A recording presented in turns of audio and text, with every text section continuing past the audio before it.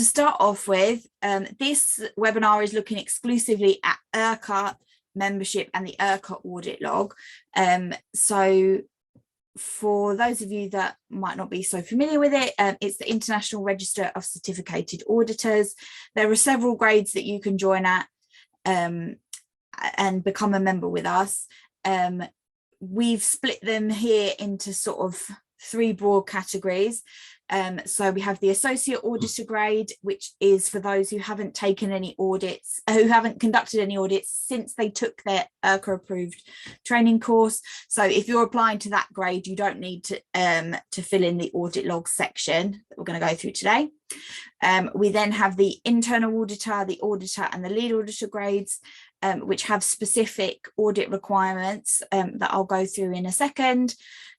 So for all these grades, you need to fill in the training section, the CPD section, the audit log, and the scheme awareness section.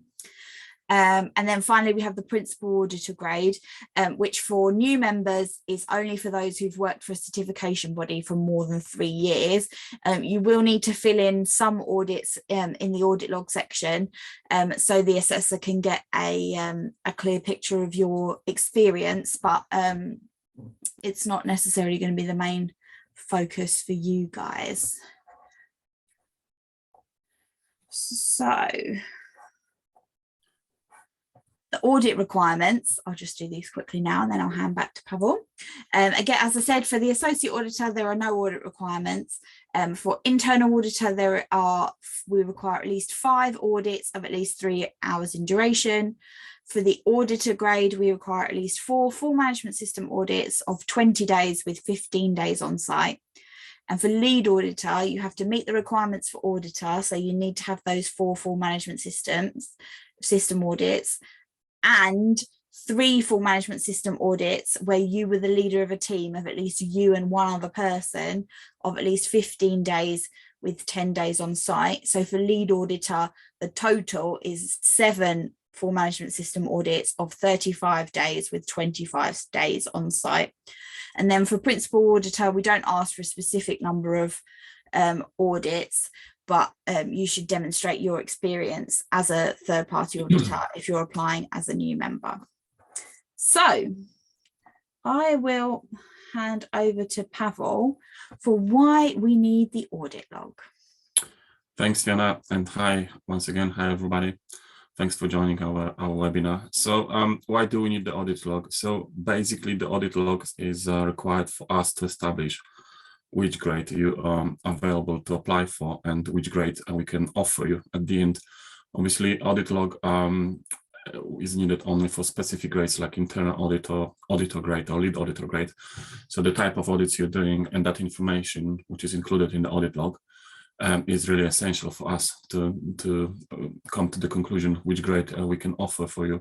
It's really important that all the section must be completed, all the parts of the audit log with information to the best of your knowledge and accurate as possible. And that part of our application is online as well at the minute, so everything can be recorded. So the basic information we need for us to establish which grade is available for you at the minute. So this is what the audit log section will look like online when you go in to add your individual audits.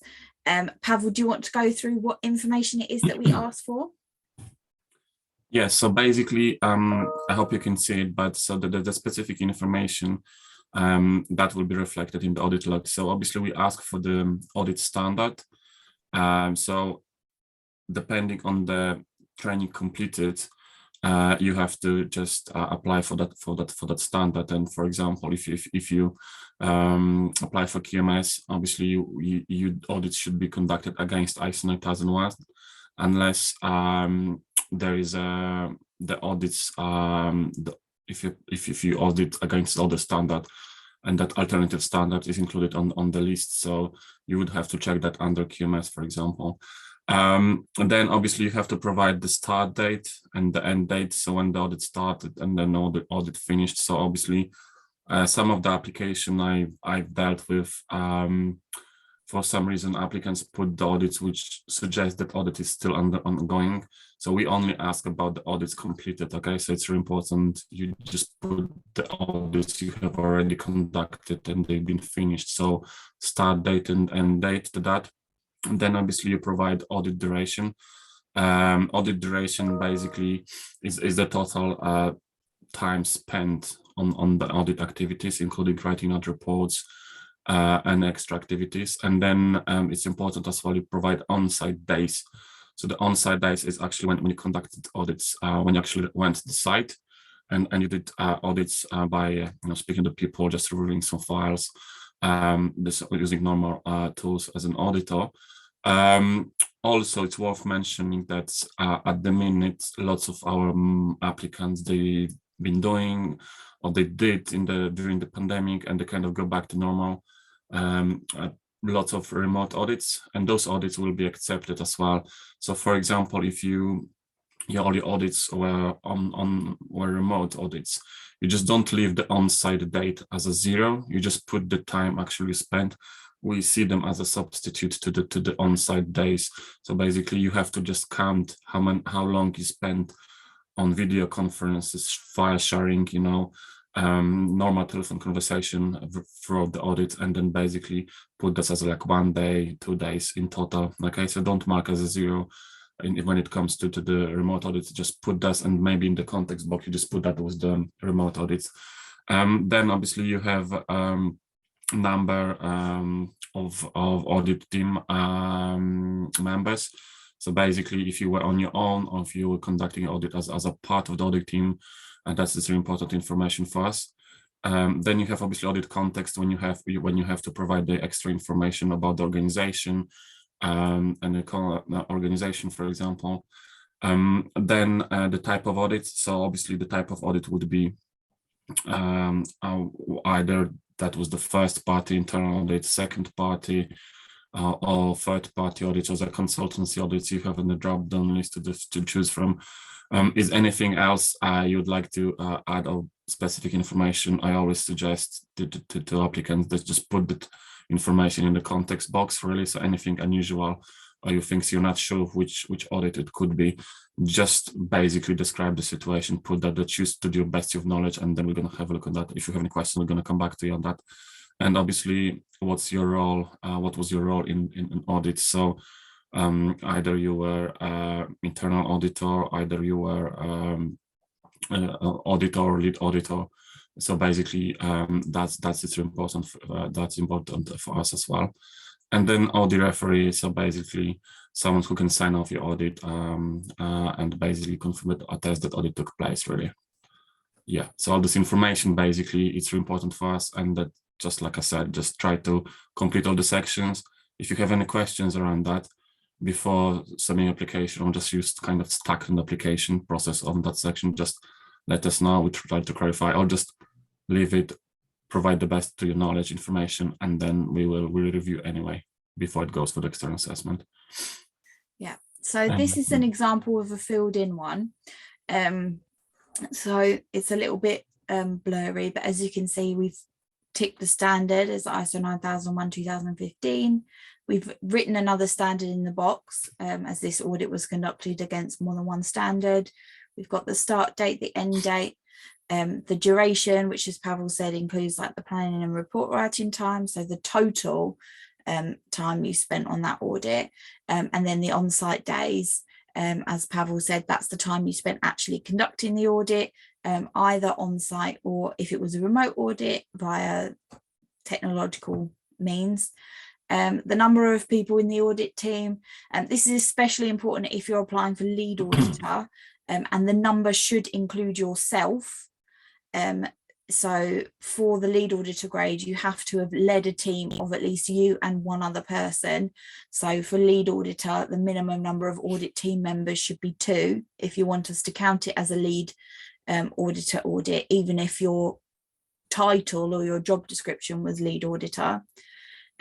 Information about the audit context, so the name of the organisation, what industry it works in, how many employees it has, as Pavel said, any other relevant details, if it was a remote audit, if it was a surveillance audit, anything else you think that might help the assessor to get a good picture of your audit.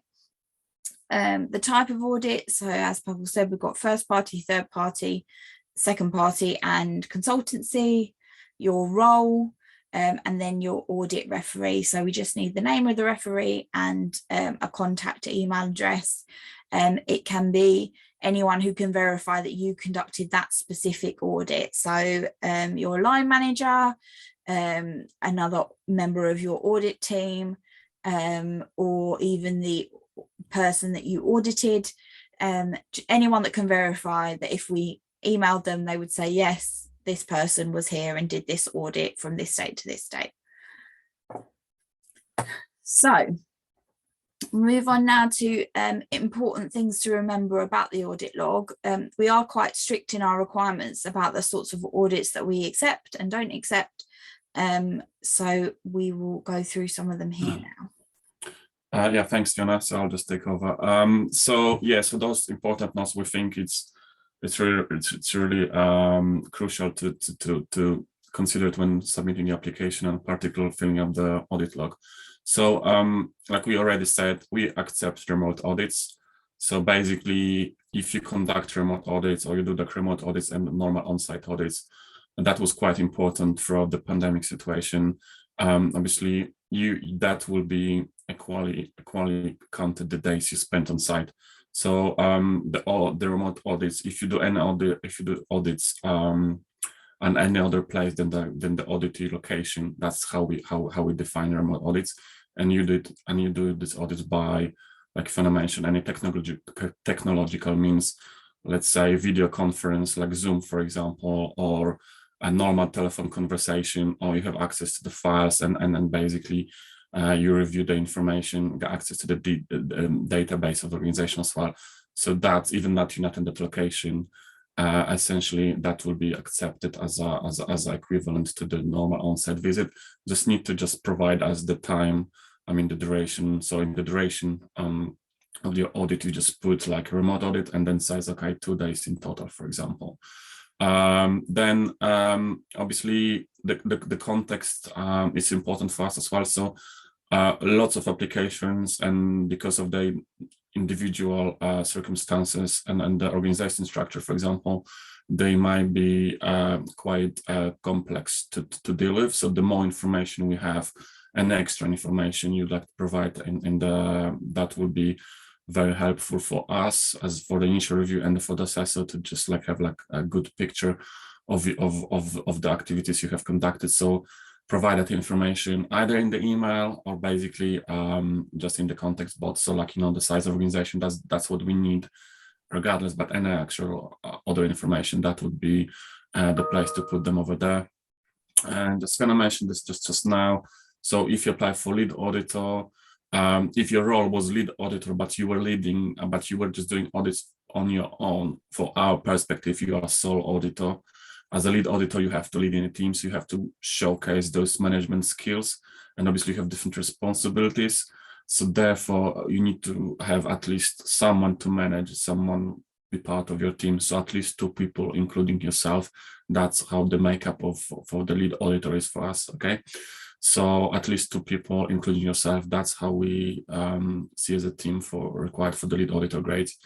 Then this is quite important. So this is an exception. So normally we don't ask for any additional information. If you go for auditor grade or lead auditor grade, you complete your audit log and you do like second party or third party audits, and obviously all the columns are completed. And that's what we need really. But we recognize in some circumstances that because of the organization structure, for example, you can actively perform first party audits, internal audits, and they might be a full management system audits. But for us, as the per definition, the internal audit is just like in auditing the part of the system, not the full scope of the system. You would need to provide additional information for us to establish if that actually happened, so that we can confirm those internal audits were actually full management system audits, and therefore we ask for additional information, and that must be submitted So or at least one audit report, and then obviously organization structure to see if you were independent from the unit, and obviously the audit report just to see the review of the scope of the management system audits. This is quite important. Those two information points are kind of related. So we always only review audits completed after the last day of the training. So if you pass the training, and then your kind of audit history starts from our registration purposes after the last day of the training. So you only register audits, record audits in the log after that day, okay? But at the same time, audits must be conducted 5 years prior to, no longer than 5 years prior to submitting your application. So let's say if you submit your application now, you did the course 3 years ago. So for example, from 2019 on October onwards, only audit will be accepted. And obviously that can go as far back as the 5 years. If it will be more than 5 years, they're not going to be considered as well. Okay, so please bear in mind when you submit your application and your audit log. That's for me, Fiona. Great. So the next thing is that audits must have been conducted against the standard relevant to the scheme you're applying for. So I think Pavel mentioned this earlier, that if you're applying for our QMS scheme, the standard for that scheme is ISO 9001. So your audits would need to be against ISO 9001 or an accepted alternative, which we have listed on the website. But if you're applying for QMS and you've only done audits against ISO 14001, we wouldn't be able to accept those audits. You must provide enough audits to meet the requirements for each scheme you are applying for. So with IRCA, you can be registered on more than one scheme, but if you're applying for more than one scheme, you need to meet those requirements for each scheme. So you need double the amount of audits, each against the relevant standards. Audits that are conducted against multiple standards get divided by the number of days. So, for example, we see a lot of integrated management system audits. So they're conducted against ISO 9001, ISO 14001, and also ISO 45001. If the total duration of the audit was 6 days, it would count as 2 for each of the schemes, because it's been divided by the number of standards, which is 3.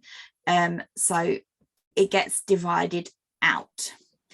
We can accept some surveillance audits. We cannot accept audits that are less than 1 day in duration, apart from internal audits.